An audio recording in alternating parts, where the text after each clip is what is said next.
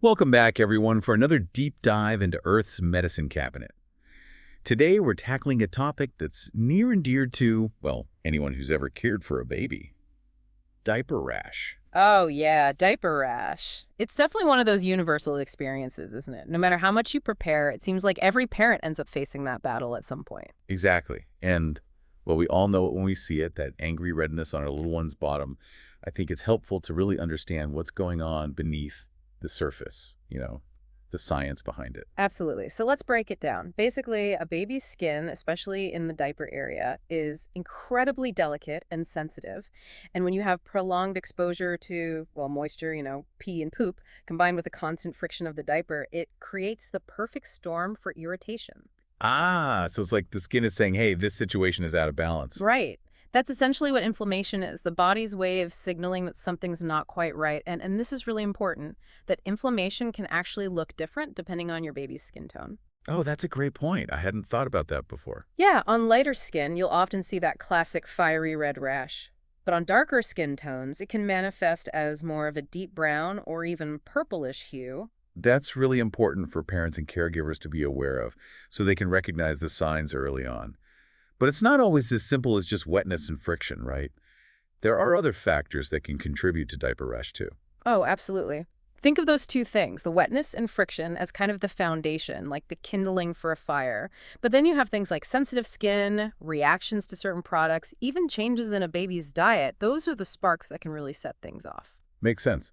So there are a lot of potential culprits out there, which is why prevention is so crucial, right? I mean, a happy baby equals happy parents, or at least less sleep-deprived parents, right? Definitely. And the good news is preventing diaper rash is mostly about good basic care and staying vigilant. Frequent diaper changes are key every 2 to 3 hours, especially for newborns. Got it. Frequent changes. And what about the wipes? Are there certain types we should be avoiding? You definitely want to steer clear of wipes that contain alcohol or fragrances. Those can be very irritating to a baby's delicate skin. So gentle and frequent cleaning is a must. But let's be honest, even with the best efforts, sometimes that dreaded diaper rash still pops up. So let's dive into the heart of Earth's medicine cabinet and talk about some of the tried and true remedies that have stood the test of time. Well, you can't talk about diaper rash remedies without mentioning the All-Star Zinc Oxide Cream. It's been a parent's best friend for It generations. seems like every parent I know has a tube of that stashed away somewhere. Why is it so effective? Zinc oxide is a real workhorse. It acts as a barrier, protecting the skin from further irritation. Plus, it has some mild astringent and antibacterial properties, which helps keep the area dry and ward off any potential infections. So it's like a multi-pronged attack on diaper rash. But what about something even simpler, like petroleum jelly? Does that work? Yeah, petroleum jelly is another classic for a reason. It basically creates a protective barrier just like zinc oxide, but it doesn't have those added properties. It's also super affordable and easy to find. Sounds like a great option. Are there any downsides to using it? You do want to be a little careful with petroleum jelly if you're using cloth diapers, as it can interfere with their absorbency, and some babies find it a bit, greasy. Good to know. Now, I've heard some people talk about alternative remedies, things like aloe vera or even breast milk. What's the verdict on those? Those are interesting ones, and while many parents swear by them, it's important to note that the evidence for their effectiveness in treating diaper rash is largely anecdotal. Okay, so proceed with caution. Exactly. And speaking of caution, there are definitely a couple of things we should avoid putting on diaper rash. Oh, like what? Baby powder and cornstarch are a big no-no. While they might seem absorbent, they actually pose a serious risk of inhalation for babies. Plus, cornstarch can worsen any fungal infections that sometimes accompany diaper rash. Yikes. So those are off the list. Now let's talk about the diapers themselves. Does the type of diaper, cloth versus disposable, or even the size, actually make a difference when it comes to diaper rash? Absolutely. While cloth diapers are a fantastic choice for the environment, they might not be ideal when you're dealing with an active rash. Why is that? Well, they tend to hold moisture closer to the skin, which is the opposite of what you want in this situation. So during a rash, it might be helpful to temporarily switch to super absorbent disposables to really keep things dry. So it's like a strategic retreat to give the skin a chance to heal. Precisely.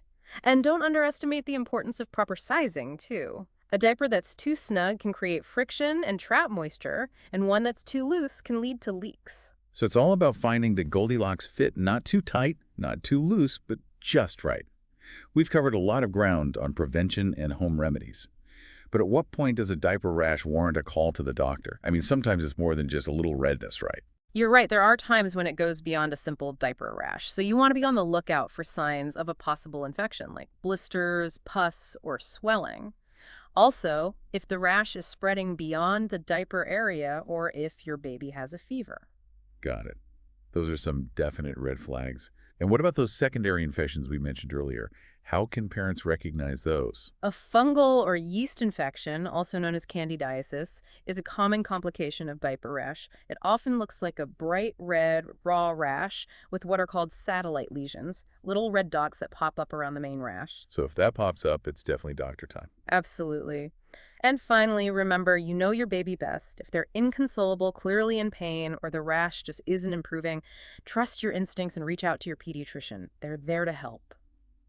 It's reassuring to know that there's help available when we need it.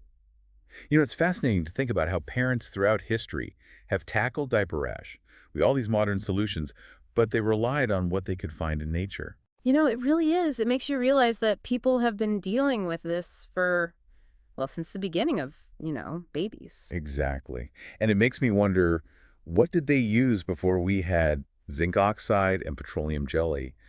I mean, Earth's medicine cabinet must have held some answers for them, too. Oh, absolutely. They turned to things like olive oil, beeswax, even animal fats, to create a barrier against moisture. Wow, that's resourceful.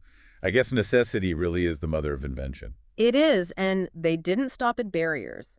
They also looked to the plant world for soothing and healing properties. Chamomile and calendula, for example, those were go-to remedies for generations. Interesting. So those ingredients weren't just old wives' tales. They had real benefits. Exactly, and some of them are still popular today. Calendula cream, for instance, it's well known for its anti-inflammatory and healing effects. It's amazing how those traditional remedies have stood the test of time. Now, I want to shift gears a bit and talk about a dilemma many modern parents face. The cloth diaper versus disposable diaper debate. Ah, yes, a decision that keeps many parents up at night. For sure. It sometimes feels like there's no right answer, just different priorities. So, for parents trying to decide, what are the key things they should keep in mind?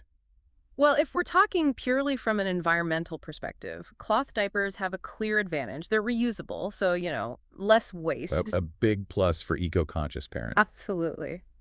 But we have to acknowledge the downsides too. We talked earlier about how cloth diapers can hold moisture closer to the skin, which, as we know, isn't ideal when you're battling a rash. That's a good point. It's a trade-off between sustainability and what's best for your baby's skin at that moment. It is, and that's why many parents opt for a hybrid approach. Maybe using cloth most of the time, but switching to disposables during a rash. It's great that we have those options now. Yeah. Speaking of options, it's important to remember that parenting isn't just about the practical stuff. There's a whole emotional side to this diaper rash thing that we can't ignore. Oh, absolutely. It can be tough for parents to see their little one in discomfort. It's easy to feel, whoa, helpless, frustrated, maybe even a little guilty, like you're doing something wrong. I think every parent has been there. The sleepless nights, the constant diaper changes, it can really take a toll. It can, and it's crucial to acknowledge those feelings. Give yourself some grace. You're doing the best you can in a challenging situation. So what advice would you give to parents who are feeling overwhelmed by the diaper rash roller coaster? Well, first and foremost, remember that you are not alone in this. Almost every parent has dealt with diaper rash. It's so common. It is, but it's easy to feel isolated in those moments, like you're the only one struggling. I know, but reaching out can make a big difference. Talk to your pediatrician, to friends, to family, anyone who can offer support and understanding. There are also online support groups where you can connect with other parents going through the same thing. That sense of community can be so powerful, knowing you're not alone. Now, before we move on, I'm curious. We've talked about a lot of remedies, modern and traditional, but are there any other surprising things, like household items, that might have a place in Earth's medicine cabinet when it comes to diaper rash?